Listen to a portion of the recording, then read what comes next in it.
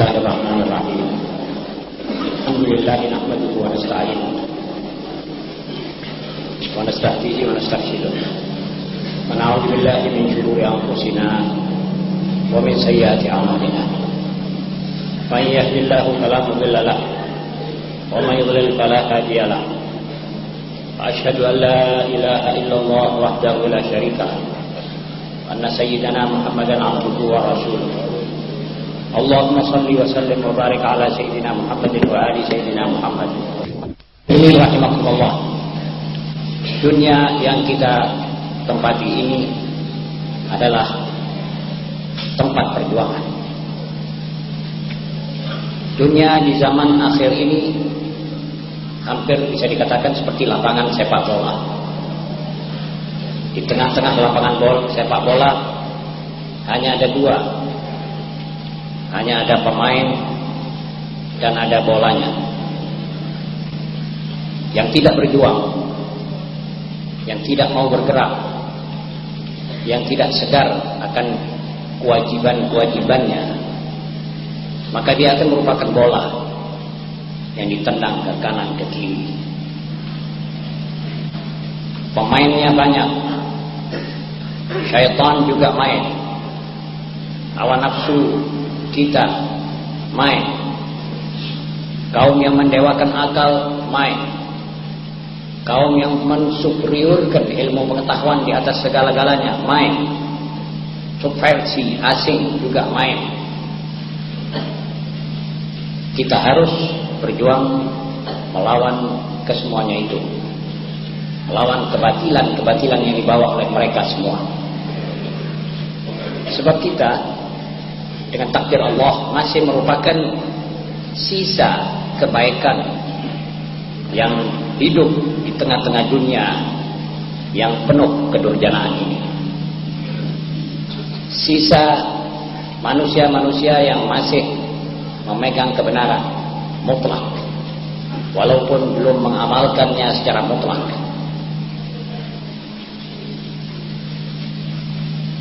Ma'asyiral muslimin, dunia sudah penuh dengan kedurjanaan sebagaimana yang kita ketahui dan kita sadari. Karena kita ketinggalan di satu bidang, yaitu bidang teknologi. Itu ketinggalan disebabkan karena kesalahan kita sendiri. Tadinya Islam merupakan tenaga pendorong yang pertama ke arah ilmu pengetahuan. Jadi tidak ada dorongan yang didengar oleh umat manusia kecuali daripada Islam. Di saat-saat di mana manusia memusuhi ilmu pengetahuan, di saat di mana manusia mengenyahkan orang-orang ulama dan sarjana, di saat-saat seperti itulah Islam Allah menurunkan wahyunya. Perkataan pertama, bukan kalimat pertama, perkataan pertama, Iqra, bacalah. Jadi awal ayat turun pada Nabi Muhammad SAW berbunyi Iqra bismi rabbikal ladzi khalaq khalaqal insana min 'alaq Iqra wa rabbukal akramul ladzi 'allama bil qalam 'allamal insana ma lam ya'lam. Jadi dalam ayat pertama ini, dalam beberapa ayat pertama yang turun daripada Al-Quran, maka Allah menyebut perkataan bacalah olehmu wahai Muhammad. Kemudian ayat itu ditujukan kepada tiap pribadi yang beragama Islam. Bacalah olehmu wahai Muslim. Jangan kau ketinggalan zaman, jangan kau ketinggalan pengetahuan. Kemudian disebut pena dalam ayat ketiga sebagai alat tulis. Jadi baca dan tulis adalah kalimat, perkataan-perkataan pertama yang turun dalam Al-Quran. Agama yang seperti ini nilai penilaiannya terhadap ilmu pengetahuan sebenarnya seakan-akan dia tidak akan memberi tempat buat orang yang masih buta huruf, yang jahil, yang tidak tahu apa-apa dalam dunia yang modern seperti sekarang ini. Jadi ilmu pengetahuan sudah didorongkan kepada kita, ma'asyiral muslimin. Dan umat kita waktu itu, waktu melaksanakan tuntunan dan tuntutan Al-Quran, yaitu Iqra dengan Al-Qalam, maka majulah mereka ke arah kemajuan teknologi. Tetapi lantas mereka diributkan oleh cekcok, oleh perkelahian dan lain sebagainya, akibat kerakusan di dalam dunia. Karena setelah mereka terbuka di hadapannya dunia luas lebar, maka mereka mulai lupa daratan, mulai mereka terbangkit emosi-emosi dan syahwat-syahwat kerakusan manusia. Akhirnya cekcok, akhirnya mereka sampai mendatangkan bala bantuan dari berupa lawannya sendiri. Dan Maha Suci Allah yang memutarkan roda sejarah sampai hari di mana kita hidup ini sekarang. Umat Islam membawa lawannya ke tengah negerinya untuk melawan sesama bangsanya dan sesama agamanya. Sebagaimana kita lihat di Timur Tengah di hari-hari.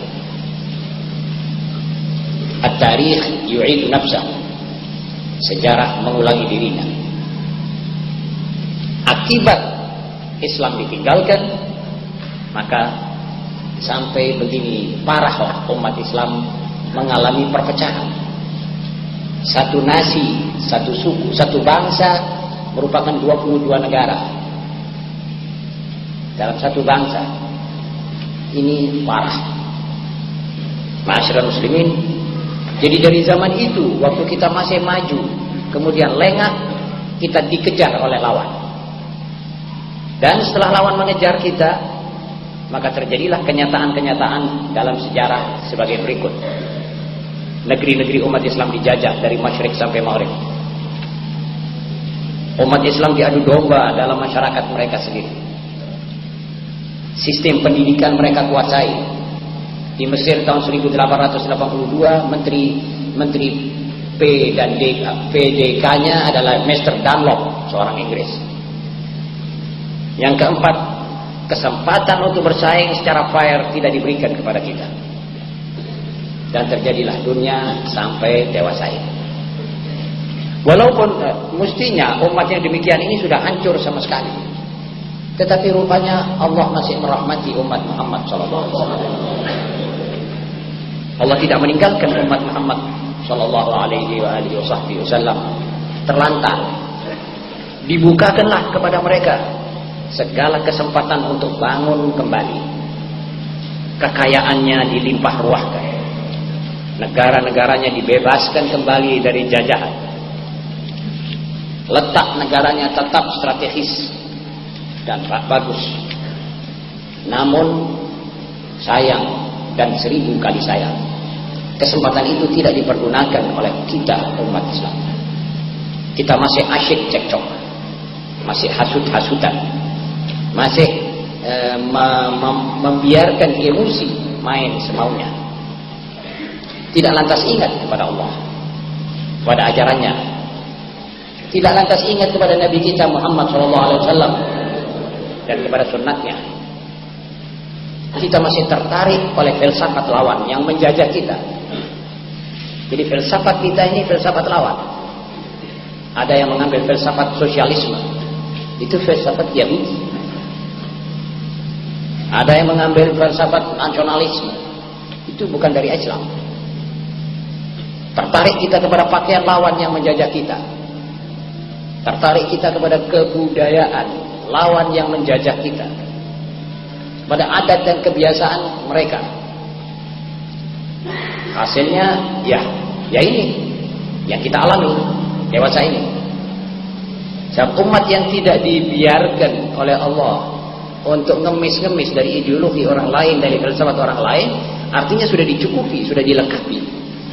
Kalau umat ini tahu nikmat, ia akan mempergunakan segala yang dititipkan oleh nabinya kepada mereka, maka umat ini akan jaya terus, tidak sampai terputus-putus kejayaannya. akan tetap sebagai mata rantai sampai hari kiamat.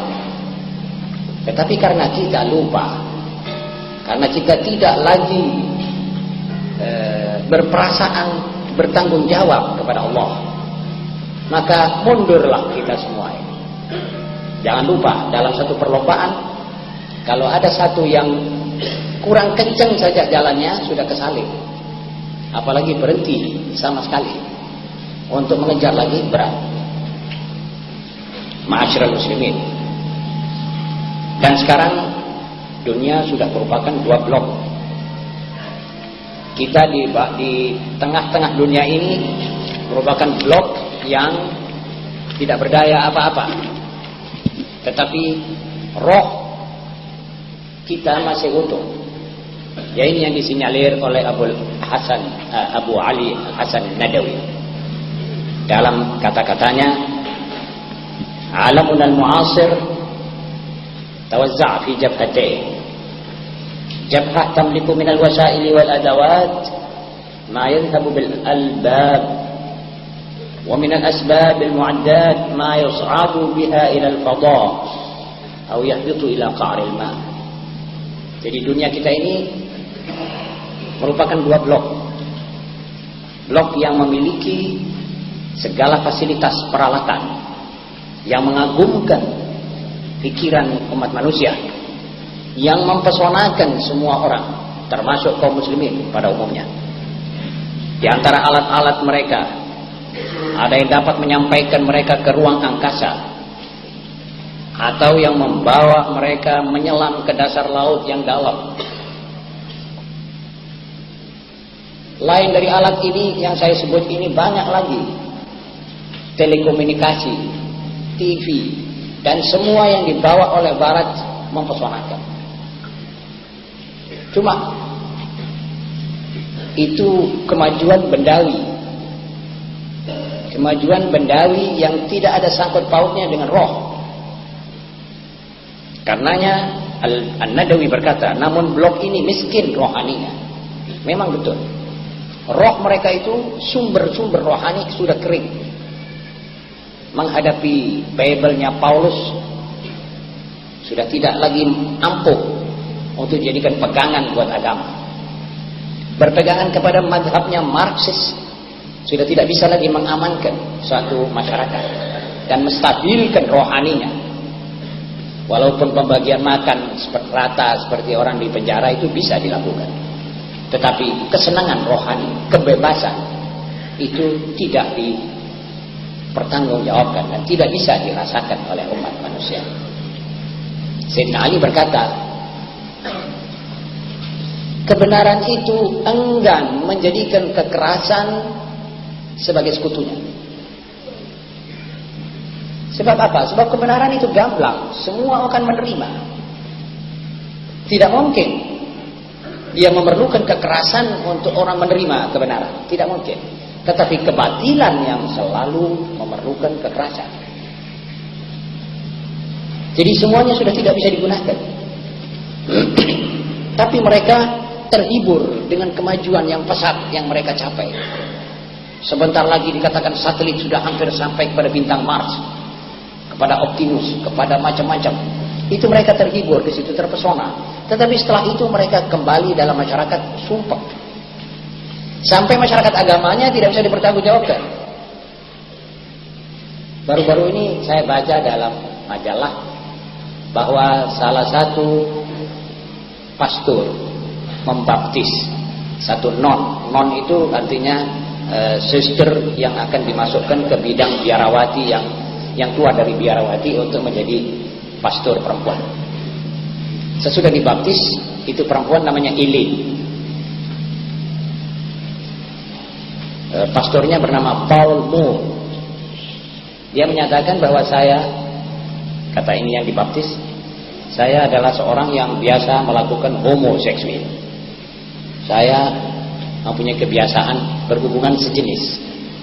Jadi saya berhubungan dengan perempuan, tidak berhubungan dengan laki-laki. Pastor-pastornya menyaksikan, memprotes. Sudah memprotes, itu yang membaptis tadi, kepala gereja mengatakan, kenapa kamu protes? Di kalangan kita ini juga banyak yang berhubungan sejenis. Terbongkar kobehah yang besar. Bahwa mereka itu main hubungan sejenis dan lalu menjadi orang rohani. Tidak mungkin. Dan diangkat dengan penuh dan diterangkan di muka umum. Saudara-saudara, ini mereka sudah tidak bisa memegang suatu agama yang konkret.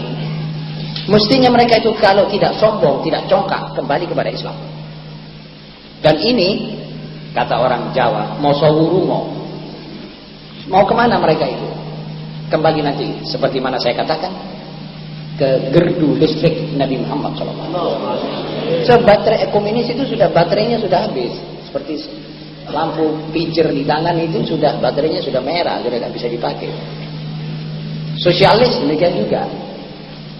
Nah, sekarang seperti mana saya katakan, umpamanya Karl Marx itu hidup di dunia ini, dia akan minta maaf kepada seluruh kaum sosialis di dunia karena teoriku sudah menyebabkan kamu cakar-cakaran. Antara Soviet dengan RRT, antara RRT dengan Vietnam, antara Vietnam dengan Kamboja. Rejim Pol Pot dikejar oleh Heng Samring, dan akhirnya Albania dengan Soviet, dan begitu seterusnya. Pasti dia akan minta maaf dan menangis di muka umatnya karena mereka sudah begitu gigih mempertahankan ideologi sosialisme, Marxisme. Akhirnya mereka cekcok dan berkelahi sebab hatinya tidak tenang, tidak tentram. Sebaliknya, jika Nabi Muhammad SAW hidup di abad ini, maka umat Islam kalau tahu diri akan minta maaf kepada beliau karena kita cekcok, karena kita hancur begini, karena kita tidak mengamalkan apa yang ditinggalkan kepada kita. Jadi keadaan begini ini sebaliknya, karena kita tidak mengamalkan Al-Quran, karena kita menanggalkan sunnah beliau, maka kita begini. Sebab Al-Quran yang sudah jelas tetap mengatakan kepada kita, bila mana kamu, di mana saja kamu memperjuangkan kembalinya kalimat Allah di tengah-tengah masyarakat, maka kamu akan menangkan. Jadi sungguh sudah pasti sekarang gerakan Islam di dunia harus mempunyai 3 tema. Pertama, menolak segala ideologi Marxisme dan segala filsafat yang di luar dari Islam. Tolak a priori. Sebab di bidang ini kita tidak memerlukan apa-apa. Kita sudah ada. Kita kaya dengan filsafat ini. Kedua, kita harus tolak dominasi Barat di atas kita. Jadi kita tidak mau dijajah ideologi kita maupun dijajah ekonomi kita oleh orang yang berkulit putih. Kita tolak itu 100%. Yang ketiga, mengembalikan Islam di tempatnya yang pantas. Ini tema perjuangan umat Islam di dunia sekarang. Ini gerakan Islam. Jadi sekarang umat Islam harus belajar apa itu Islam sebenarnya. Belajar dari sumber-sumber utama dan pertamanya. Lupakan segala yang sudah kita kerjakan berupa maksiat maupun cekcok maupun perpecahan, itu kita harus lupakan sama sekali. Kita harus mempunyai lembaran baru. Mempelajari yang datang dari Nabi Muhammad SAW secara keseluruhan. Kedua, mengamalkan isi. Ketiga, menyebarluaskan apa yang diajarkan oleh Nabi Muhammad SAW. Baru nanti kita timbul sebagai satu masyarakat. Jadi blok yang tadi yang saya sebut tadi, miskin rohaninya. Sumber-sumber rohaninya sudah kering. Sengsara dalam kejiwaannya. Saudara kalau membaca majalah-majalah dari barat, betapa orang yang membunuh diri, berapa persen, dan berapa persen dari perempuan-perempuan di London dan di Eropa yang dipukuli oleh suaminya sampai terpaksa dirawat di rumah sakit. Kalau saudara membaca betapa kejadian-kejadian yang tragis, seorang ayah atau seorang ibu memukul anaknya sampai parah, ada yang sampai mati. Kita umat yang dianggap oleh mereka biadab ini, alhamdulillah tidak pernah memukul anak sampai ada yang mati atau yang patah tulang rusuknya. Ma'asyiral muslimin, Ini berkat adanya rohaninya Nabi Muhammad SAW. Ajaran rohaniyahnya Nabi Muhammad SAW masih meliputi umat ini. Walaupun kita sudah parah, tapi tidak hancur. Tidak hancur, luluh, musnah sama sekali. Masih bisa dihidupkan kembali. Dan satu berita gembira yang mesti saudara pegangi teguh, bahwa Islam itu pasti akan jaya kembali. Walau karihal kafirun, walau karihal musyrikun. Nanti insya Allah saya akan diktatkan di salah satu desa di Inggris, di negeri Inggris, umatnya orang Inggris semua. Mereka mau bikin satu desa keagamaan yang teladan seperti Nabi Muhammad SAW membangun Madinah Al-Munawwarah. Ini di London, di Inggris. Nanti saya akan sebutkan nama itu desa.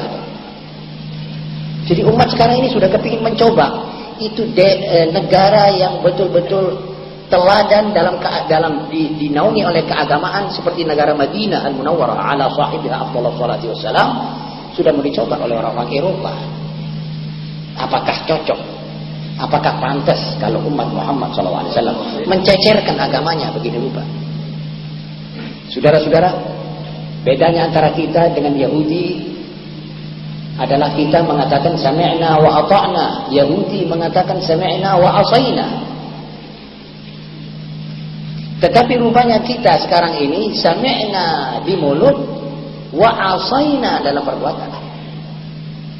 Lihat gadis-gadis kita, dia menolak pakaian Al-Quran, dia bilang asayna kepada Al-Quran dan sami'na kepada Barat.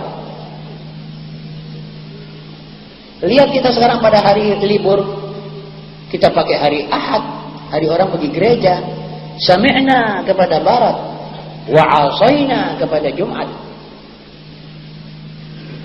Tanggalan, kita pakai tanggalan umum, tanggalan bukan tanggalan Islam. Jadi saya kira sudah mirip kita ini mengalami kontradiksi. Jadi mulut kita bilang iya, tapi perbuatan kita ungkuri ini Islam, kita ungkuri Islam ini sama sekali. Kita pergi ke barat. Ini kekeliruan. Harus kita tutup segera halamannya. Ini kekeliruan yang menyebabkan kita begini rupa. Dan tidak ada lagi yang menolong Anda. Hati-hati saudara mempunyai pikiran bahwa akan ada pertolongan dari barat. Barat lawan. Bagaimana menolong Anda? Itu orang-orang di Timur Tengah yang minta tolong dari barat dihancurkan oleh barat sekarang. Tambah diparahkan. Negara ini memutuskan hubungan dengan sesamanya. Ganyang-ganyangan sendiri, Yahudinya wutuh. Itu. Hati-hati saudara memikirkan atau minta tolong dari Timur. Timur tidak akan menolong Anda. Timur lawan. Jadi pertolongan Anda akan datang hanya daripada Allah Subhanahu wa ta'ala. Apabila kita kembali benar-benar dan secara konsekuen mengatakan sami'na wa ata'na. Titik. Ini obat masalah kita hari ini. Jadi dunia barat sekarang dalam keadaan labil dan gelisah. Tiada mengetahui nilai hidup yang sesungguhnya. Begitu kata An-Nadawi, menggambarkan masyarakat Eropa. Tidak mengerti apa artinya hidup. Mereka menciptakan macam-macam, tapi tidak mempunyai suatu tujuan moral tertentu dalam serba ciptaan mereka itu. Mereka menciptakan, tetapi tujuan moraliter dari penciptaan-penciptaan mereka itu tidak pernah diterangkan. Kecuali sesuatu yang berlatar belakang abstrak, atau untuk kesenangan, kelezatan, kemewahan, atau untuk membunuh sesamanya. Jangan lupa, bom atom dan bom-bom zat air dan lain-lainnya adalah alat penghancur umat manusia seluruhnya. Ma'asyiral muslimin, inilah masalah barat. Sekarang blok yang kedua. Apa itu namanya blok itu? Blok. Dan blok kedua yaitu blok yang tidak memiliki apa-apa dari fasilitas-fasilitas di atas, tetapi kaya dengan maksud-maksud daripada hidup ini. Ini yang dimaksud adalah blok umat Muhammad Sallallahu Alaihi Wasallam. Kita tidak memiliki apa-apa. Kita masih belum dapat kesempatan untuk bersaing. Tetapi kita memiliki syarat-syarat untuk hidup. Kita mengerti apa itu nilai hidup. Kita tahu bahwa kita ini tidak diciptakan melainkan untuk ibadah, untuk memakmurkan bumi, untuk menjauhkan malapetaka dan kecelakaan terhadap umat manusia seluruhnya. Jadi, daf'ud darar wa jalbul masalih. Ini prinsip, dua prinsip dari Islam itu semuanya. Kalau saudara peres itu Islam dalam kehidupan duniawinya, dari undang-undangnya sampai sholatnya sampai semuanya, maka Anda akan temukan dua pokok, yaitu jalbul masalih wa daf'ud darar. La darar wa la dirar. Jadi al-hukm manutun bil maslahah. Anda berkuasa boleh, tapi maslahat umum harus Anda pelihara, harus Anda jamin. Jadi apa yang dibutuhkan oleh umat, kebutuhan primer, misalnya air, itu mesti lengkap. Makanan harus lengkap, obat-obatan harus lengkap. Ini syariat Islam, begitu. Ma'asyiral muslimin, ini blok belum sempat berbuat apa-apa, sebab tidak diberi kesempatan. Tetapi dia berbahagia di bidang kejiwaannya. Memang kita sekarang ini termasuk umat yang paling bahagia. Saudara tidak bisa tahu ini kalau saudara tidak pernah membanding-bandingkan saudara dengan salah seorang misalnya di Skandinavia atau seorang di Belgia. Saudara bisa tahu seorang di desa kita yang paling miskin lebih bahagia daripada pegawai negeri atau kaum buruh di Skandinavia. Mereka tersiksa jiwanya, dengan istrinya curiga mencurigai, dengan kawan-kawannya, dengan masyarakatnya. Dia hidup nafsi-nafsi, dengan muka yang berpikiran untuk mencari makan. Habis mencari makan, dia tidak peduli. Anaknya keluar, dia tidak bisa mengontrol. Istrinya melacur, dia tidak bisa pegang. Sebab di sana ada bebas, sore bebas, bebas seks. Siapa yang bisa hidup di tengah-tengah masyarakat begitu? Na'udzubillah min dzalik. Itu sebenarnya kita masih termasuk umat yang sebenarnya berbahagia di bidang kejiwaan. Walau ia dihina, sebab kita kalau tidak mengikut ke barat mesti kita dihina, dienyek. Seluruh corong telekomunikasi mereka, radionya, TV-nya, semuanya akan mengenyek dan menghina kita, dengan yang benar maupun yang tidak benar. Sampai beberapa komentator dari luar negeri itu mengatakan mungkin masyarakat itu mempunyai pendapat begini, mungkin. Jadi membuat satu komentar itu dengan cara mungkin. Jadi itu untuk merangsang satu pihak punya pikiran yang keliru sampai dimasukkan di dalam dijadikan benar itu kekeliruan. Ma'asyiral muslimin. Tetapi walaupun ia dihina blok yang lain karena ia tidak mau menjual ideologinya. Jadi negara-negara atau masyarakat yang tidak mau menjual ideologinya dihina. Karenanya jarang kita melihat negara-negara yang tidak menjual ideologinya kepada barat, tidak mengimpor segala-galanya dari barat, hukumnya dari barat, dan semuanya dari barat. Karena dia tidak mau meniru cara kebudayaan barat, itu pasti akan mendapat cemoohan, hinaan, cercaan, dan sebagainya. Ia tetap berpegang teguh dengan falsafat hidupnya sendiri. Inilah yang dikatakan oleh Iqbal rahimahullah, kita umat Islam tidak pernah meminjam kacamata, melihat dunia dengan kacamata orang lain. Kita melihat dunia dengan kacamata sendiri. Kita tidak pernah minta pikiran orang lain dalam melihat dunia. Sebab Quran kita, sunnat Nabi kita Muhammad SAW sudah lengkap sama sekali. Karena itu saudara-saudara, maka kita tidak memerlukan dunia barat untuk membantu pikiran dan ideologi kita. Ma'asyiral muslimin, maka karenanya kita harus bersyukur. Kita harus bersyukur masih melihat generasi kita yang teguh dan ulet. Saya sendiri kalau melihat, mengingat generasi umat Islam di mana-mana, maka saya masih melihat sisa-sisa kebaikan, sisa-sisa kesucian di wajah mereka. Cuma perlu yang momong, perlu yang mengaktifir, yang menggali pikiran-pikirannya yang baik. mengarahkan mereka ke satu arah dan tujuan yang baik. Dan kalau kita para ulama bisa menyuarakan keinginan kita untuk menutup sebagian tontonan-tontonan yang tidak perlu, umpamanya kita bisa menyuarakan jangan diperbanyak lahun wala'ib kepada para pemuda, maka saya kira pemuda akan lebih baik dari sekarang ini, akan lebih terampil lagi dari sekarang ini. Sayang, hal itu belum, suara ulama belum terdengar langsung, tetapi insya Allah pada waktunya kita akan didengar hal itu. Ma'asyiral muslimin, kita mendoa agar mereka tetap dilindungi oleh Allah selama-lamanya. Begitu kata Abul Hasan An-Nadawi. Jadi melihat para pemuda di mana saja, di Kairo banyak pemuda yang masih bersih, bersedia untuk menerima kebenaran. Kalau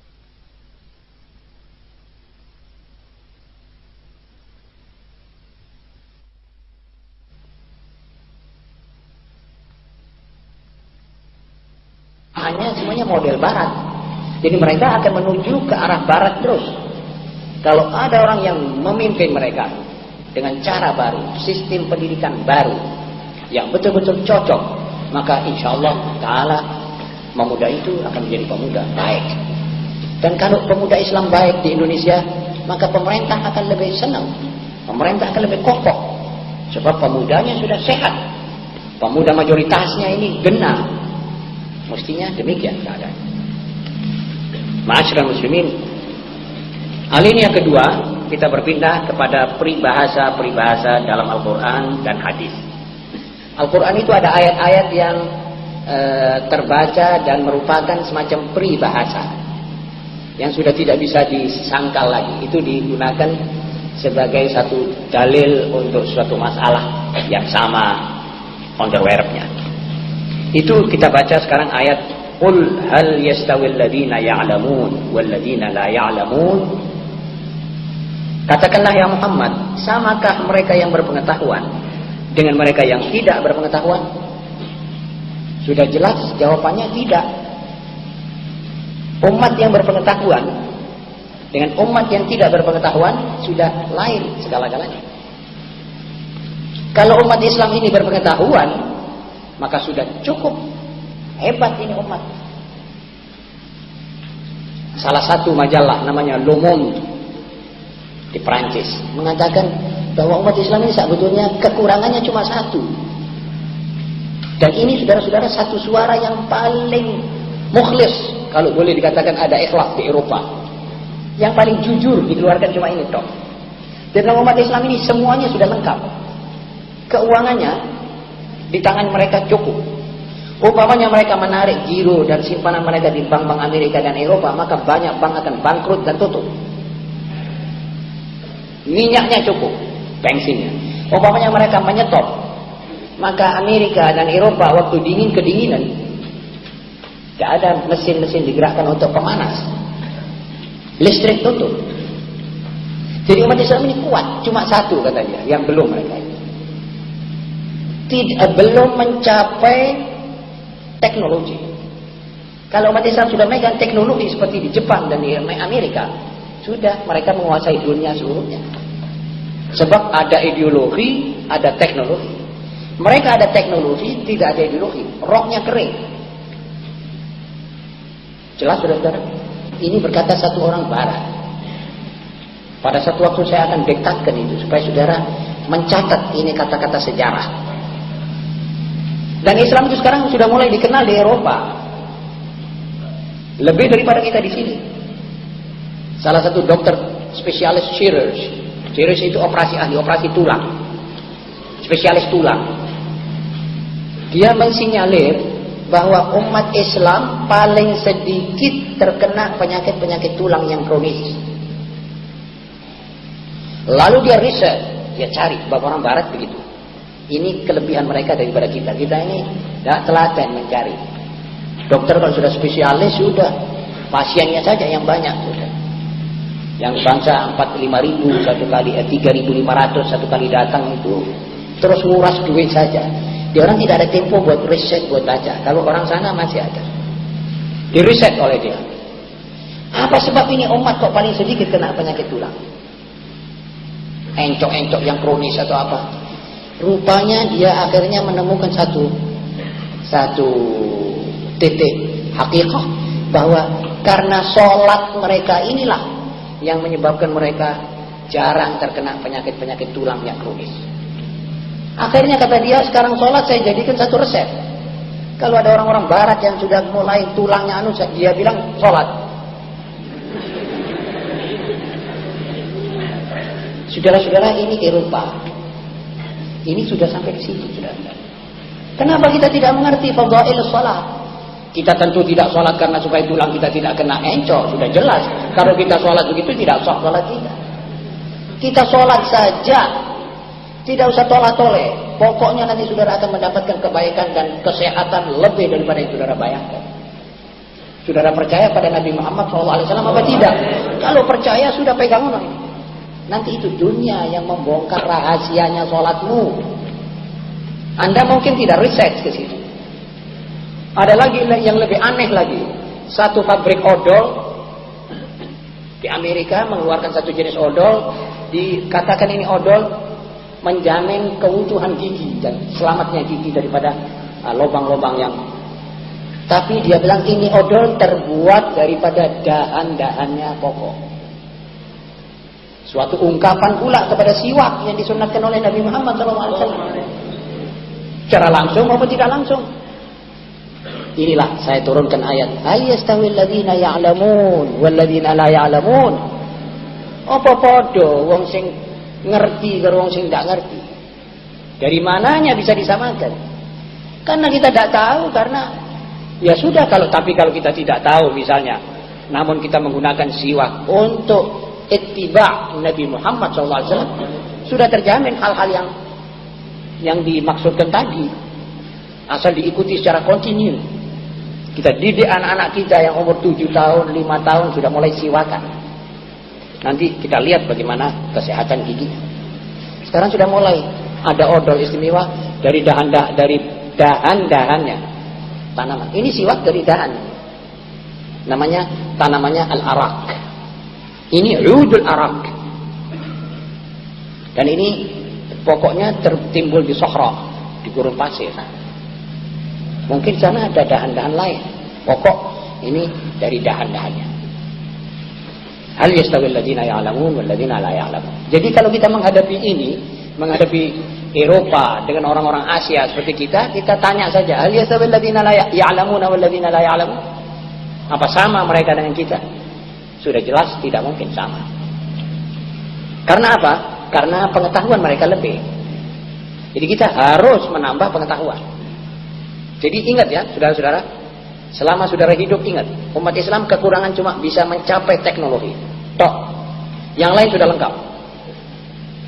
Jadi kalau Anda bisa mencapai itu, sudah setara dengan dunia yang ada sekarang.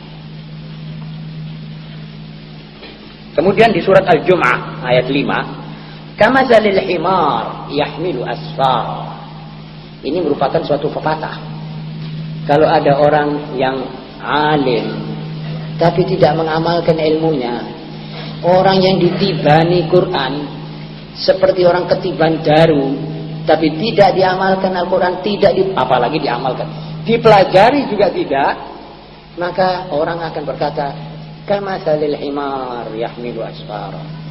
Sama saja dengan keldai yang dipikuli atau dimuat kitab-kitab. Keldai tidak bisa baca. Walaupun kitabnya memberatkan dia sampai tidak bisa jalan, ya keldai tetap keldai. Nah kalau umat yang dititipi oleh Al-Quran Al-Karim dan sunnat Nabi Muhammad SAW dengan catatan-catatan yang indah, lan tadillu, yakni kata Rasulullah SAW, inni taraktu fikum ma in tamassaktum bihi ma lan tadillu ba'di kitabullah wa sunnati. Dalam satu hadis, kalau ada catatan begini, umatku, aku ini akan tinggalkan kepadamu suatu satu tinggalan yang kamu kalau mengamalkan isi kedua benda yang kutinggalkan, kamu tidak akan sesat. Apa itu ya Rasulullah? Al-Quran dan sunnatku. Umat yang ketiban baru ini kalau tidak mengamalkan dan tidak mempelajari isi Al-Quran, tetap seperti sekarang ini. Kita mau mempelajari buku-buku di luar, dari luar Islam, sama saja himari yahmilu asfara. Sama saja. Biar ada Quran lagi seperti ini 10 kali, kalau tidak diamalkan ya cuma ditaruh di rak-raknya masjid, atau digantung di leher sebagai jimat, atau dikantongi sebagai alat kebel dan lain-lainnya, ya Pak, insya Allah tidak ada artinya itu semua. Jadi ini maksudnya Bani Israel dituruni Taurat, dituruni Al-Wasaya Al-Ashr dan sebagainya, mereka tidak mengamalkan. Kata Allah, kamatsalil himar yahmilu asfara. Ini disindirkan kepada kita umat Muhammad SAW. Akhirnya saudara-saudara, ada hadis sabda Rasulullah SAW, al-hadis al-mar'u ma'aman ahab. Dalam hadis yang lain, yuhsyarul mar'u ma'aman ahab. Seorang muslim akan dibangkitkan di hari kiamat bersama-sama dengan manusia-manusia yang dia cintai di dunia, yang dia sayangi di dunia. Kita lantas tanya pada diri kita, sekarang ini yang kita sayangi siapa? Biasanya yang kita sayangi adalah yang kita tiru. Jadi kalau ada seorang pemuda muslim niru kebudayaan hippies, berarti dia sayang kepada John Lennon dan hippies. Tunggu saja nanti di hari akhirat akan dibangkitkan bergandengan, berdekatan dengan John Lennon. CS. Kalau seorang perempuan muslimah, dia betul-betul meniru satu tapak demi satu tapak, kukunya bintang-bintang film, bibirnya bintang-bintang film, alisnya dicukur seperti bintang film dan lain-lainnya, fatuhsyaru yaumal qiyamati ma'aman ahabbat. Nanti dia di hari kiamat akan dibangkitkan bersama yang dia sayangi di dunia itu. Saudara-saudara, ini boleh hampir dipastikan. Kalau saya meniru satu pakaian, berarti saya condong kepada pakaian itu. Begitulah kata seorang Muhammad Asad, yang tadinya nama sebelumnya Islam Leopold Weiss. Dia bilang, omong kosong kalau ada orang bilang saya meniru hippies, lalu perasaan dan pikirannya tidak diubek oleh hippisisme. Omong kosong orang bilang saya mau berkebudayaan barat, tetapi saya benci kepada barat. Tidak mungkin, saudara-saudara. Kalau berkebudayaan barat, berarti saudara cinta kepada barat. Kalau saudara mempunyai istri dan bergaya free om ham, bebas, ketemu dengan siapa, selaman dengan siapa, nerima siapa saja, maka saudara berkebudayaan barat. Walaupun saudara tidak mengakui itu. Sebab yang jelas ini yang sudah ditindakkan. Wama yang disuarakan belum tentu benar. Ya seperti sekarang ini, kita bilang sami'na, tetapi semua kita tolak. Wa asaina, wa asaina, wa asaina. Dalam kelakuan. Lalu kemana kita sekarang ini? Ke salah satu itu tadi, cabang-cabang tidak tadi. Jangan lupa saudara-saudara ya, bahwa orang-orang sana itu sering mengatakan bahwa seperti Musa Syarret mengatakan, Syartok atau Syarret namanya, salah satu bekas Perdana Menteri Israel. Dia bilang peperangan kita dengan umat Islam sekarang adalah perang Taurat dengan Quran. Coba, dia membangkitkan perang agama. Kita ini pura-pura tidak tahu kita kebangsaan Arab. Bagaimana bisa menang? Dia orang naik tank melawan Mesir, melawan apa, pakai ada Taurat di kantongnya. Tentara-tentara umat Arab yang di sana, yang karena nasionalisme Arabia, ngantongi gambar bintang-bintang film. Bagaimana bisa menang? Itu Yahudi masuk di Palestina, waktu dia dapat itu Baitul Maqdis tanpa perlawanan, karena Arab khianat, dia cium tanah Baitul Maqdis. Dia pergi ke tembok ratap, sebagaimana kenang-kenangan mereka 2000 tahun dahulu, kata mereka. Mereka yang pergi ke Baitul Maqdis, tidak ada yang sholat di Baitul Maqdis.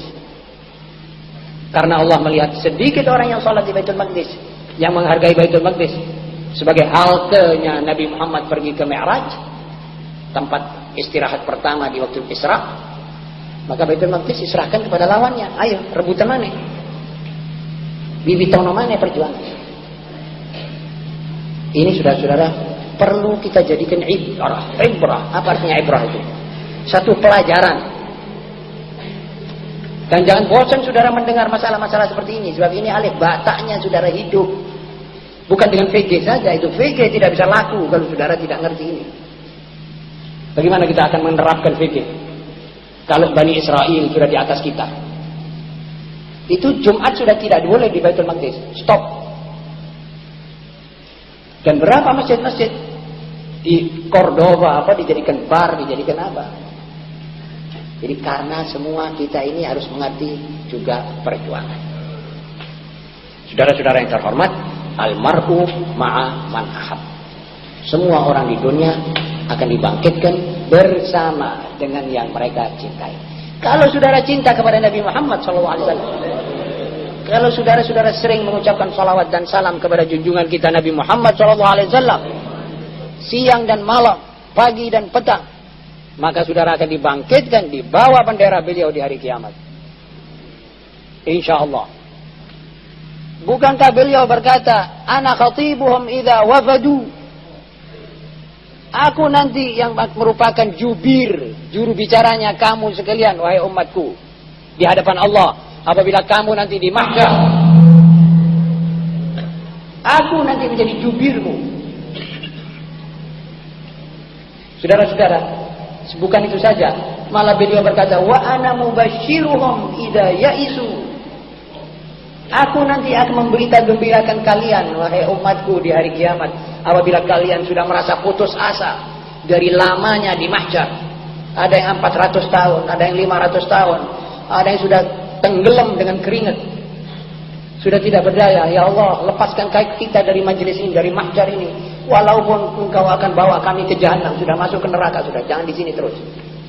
Kalau sudah begitu, hampir putus asa, Nabi Muhammad SAW tampil ke muka, mengatakan, analah. Manusia ini yang mesti kita cintai, saudara-saudara. Sebab kalau kita cintai ini dan kita dibangkitkan di sekitar beliau di hari kiamat, untunglah kita. Tanda-tanda mencintai beliau itu apa? Saya kira mulut saja kurang, saudara-saudara, tak cukup. Mestinya amalan kita sehari-hari, salawat kita sehari-hari, ibadat kita, qabliyah, ba'diyah, itu harus, saudara-saudara. Sampai kalau perlu kita baca Quran ini harus rutin. Ini Quran yang dibawa oleh Nabi Muhammad SAW. Saya tidak akan ketinggalan membaca ini. Baca tiap maghrib Al-Quran. Habis maghrib isya jangan terima tamu sama sekali. Al-Quran saudara baca. Ajak istri dan anak kalau sudah ada istri dan anak. Kalau tidak, baca sendiri. Dan ingat bahwa membaca saja hanya dapat 1 pahala. Kalau membaca dan mengerti, 2 pahala. Kalau membaca dan mengerti dan mengamalkan, 3 pahala. Kalau membaca, mengerti, mengamalkan dan mengajarkan, 4 pahala. Saudara-saudara, yang top bisa dapat 5 pahala kalau pakai diperjuangkan. Jadi membaca, mengerti, mengamalkan, mengajar, memperjuangkan.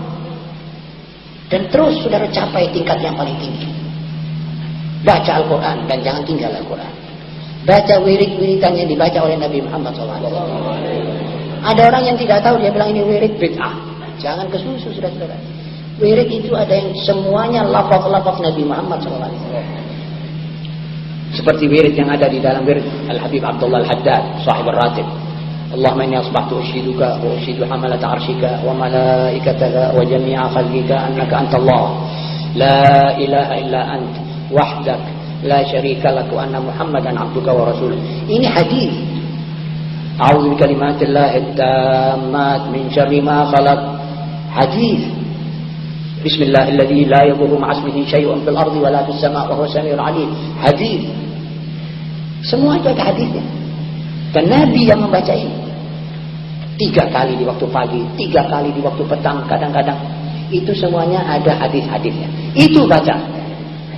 Jadi saudara mengulangi suara yang dikeluar daripada mulut Rasulullah SAW. Dan selalu harus saudara membayangkan betapa kalau Rasulullah SAW berhadapan dengan aku. Apa aku ini akan bagaimana aku kalau aku dalam amalan begini? Tentu beliau akan tegur aku. Tentu beliau akan marah. Jangan mengamalkan. Jadi bayangkan bahwa selain Allah Subhanahu Wa Taala yang menyaksikan anda dengan kedua malaikatnya, maka Rasulullah SAW juga kalau ada di hadapan anda, bagaimana anda? Itu saudara-saudara suatu kewajiban yang paling kecil daripada umat Islam.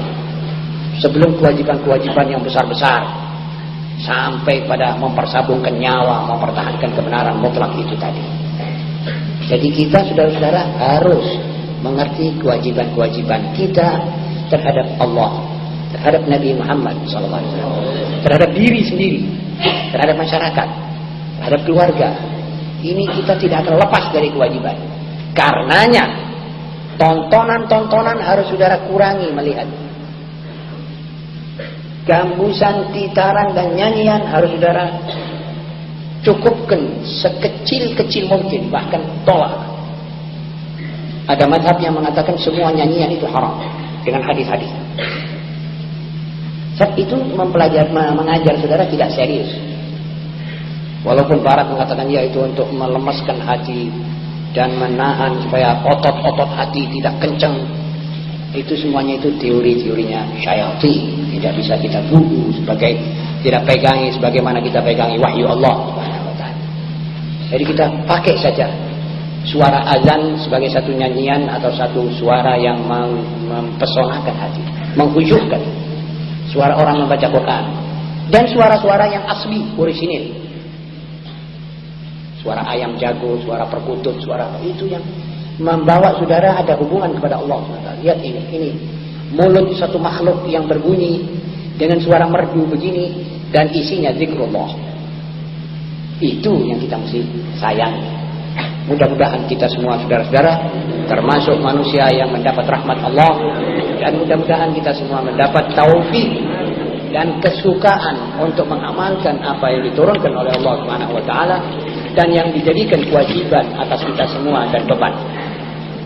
Aqulu qawli hadza wa astaghfirullahal azim li wa lakum wa li sa'iril muslimin wal muslimat wal mu'minin wal mu'minat fastaghfiruhu min kulli dhanb innahu huwal ghafurur rahim. Saya menanyakan kepada Ustaz, tadi Ustaz menerangkan tentang paham-paham komunisme dan sosialisme. Kemudian saya ingat bahwa dalam manifesto komunisme yang diajarkan oleh Karl Marx itu membawa paham internasionalisme komunis. Jadi dalam paham internasionalisme komunisme itu maaf saja, itu memang mereka melalui negara. Kemudian disebut juga bahwa manifesto dalam mengajarkan paham internasionalisme Kristen yang diajarkan oleh Paul.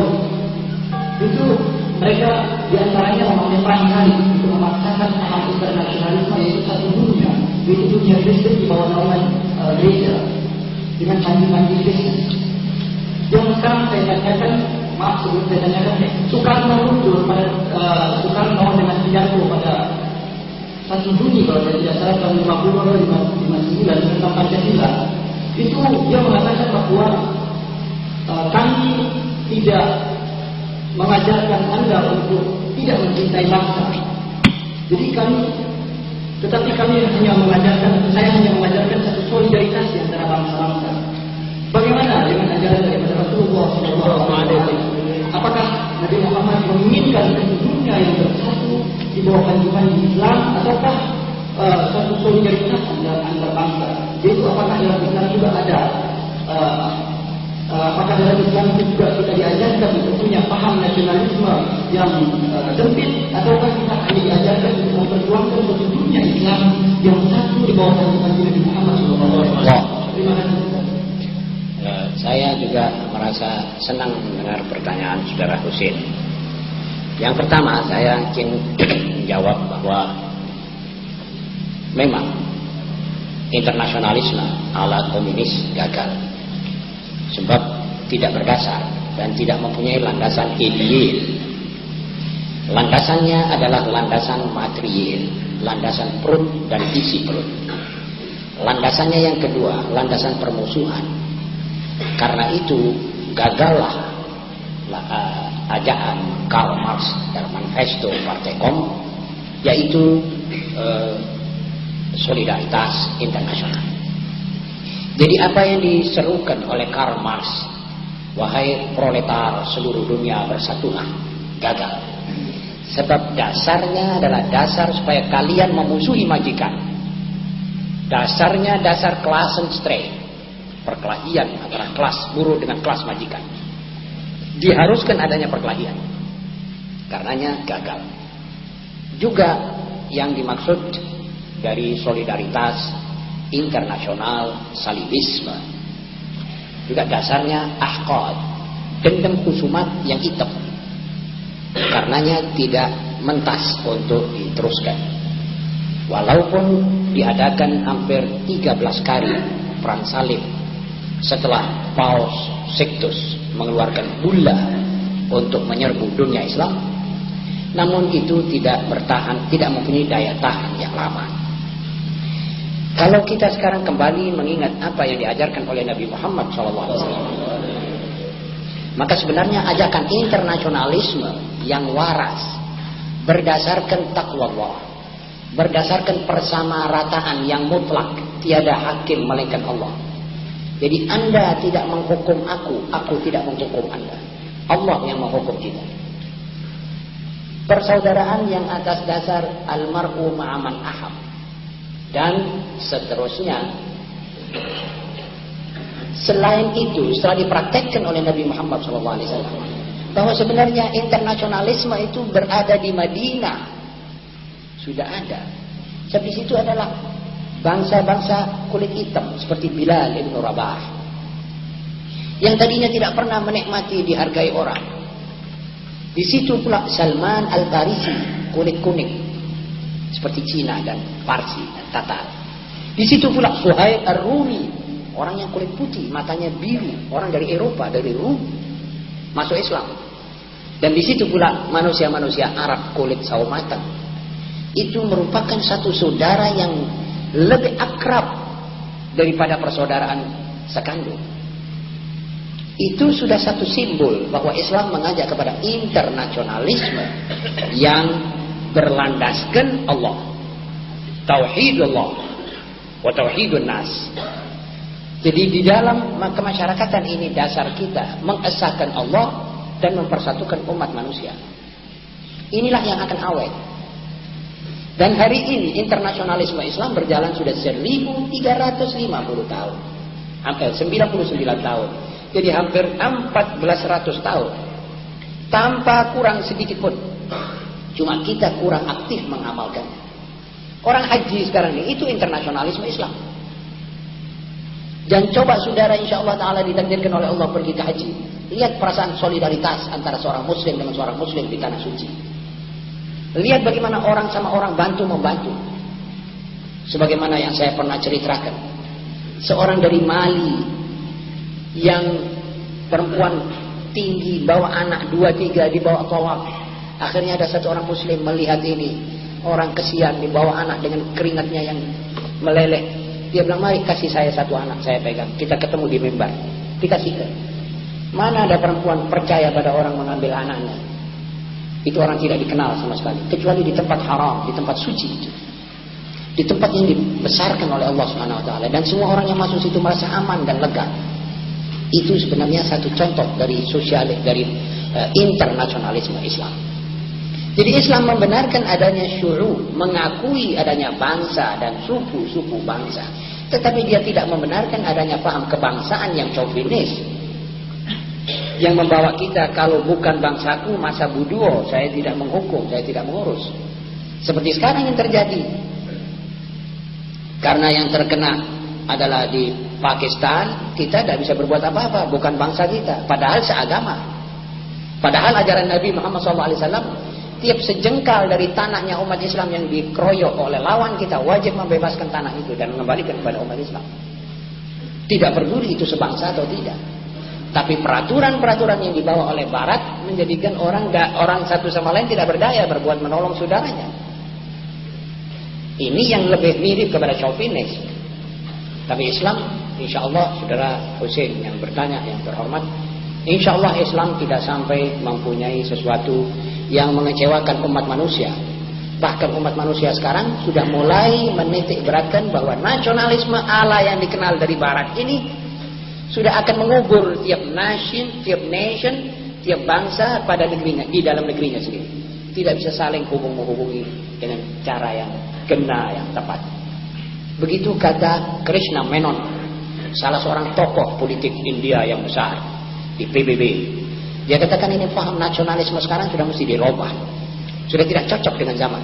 Kita perlu internasionalisme yang merupakan dunia satu keluarga. Begitu. Dan ini hanya bisa didapat olehnya hanya dari Islam. Kalau dari komunis tidak bisa, walaupun internasionalisme. Sebab komunisme punya internasionalisme tidak menganggap majikan dengan buruh satu keluarga, tidak, lawan. Dianggap satu lawan. Di sini perbedaannya. Jadi nanti pada akhirnya mereka akan kembali berduyun-duyun mendekati gerdu listriknya Nabi Muhammad SAW. Setelah baterai mereka sudah habis sama sekali, dunia di muka mereka sudah peteng dedek, mereka akan cari salah satu alat untuk membuka cahaya. Dan tidak akan ditemukan kecuali satu gerdu besar yang mempunyai kapasitas sekian juta kilowatt, insya Allah. Dan ini Quran masih menunggu mereka. Quran tidak rusak, kata Allah SWT. Quran tidak bisa disisipi orang, tidak bisa dirubah, tidak bisa dikurangi. Quran masih tetap orisinil. Dan umatnya ini yang diganyang. Umatnya terserah pada umat. Kalau umatnya mau mengamal